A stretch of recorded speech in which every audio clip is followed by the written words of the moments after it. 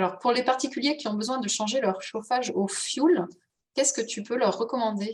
Alors, le fuel, on va être généralement un petit peu sur le même cas de figure que toi, à la différence près que sont chauffées généralement au fuel des maisons qui ne sont pas connectées au gaz de ville. Donc, dans des cadres un petit peu plus ruraux, plus éloignés de ce réseau-là.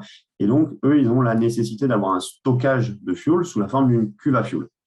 Par ailleurs, généralement, ces maisons ne sont pas équipées d'un plancher chauffant, elles sont plutôt équipées de radiateurs hydrauliques. Et on va avoir une eau qui va circuler généralement entre 60 et 80 degrés.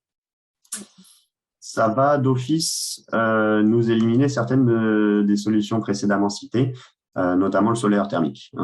Ça, on ne pourra pas pertinemment installer un solaire thermique sur de l'eau de chauffage à plus de 60, ça n'aurait aucun sens. En revanche, la réponse à la question va être plus ou moins la même que pour ta solution. C'est-à-dire que si possible, on va récupérer le réseau hydraulique. On va commencer par nettoyer au maximum le réseau hydraulique en faisant une purge, ce qu'on appelle un désembouage de cette installation.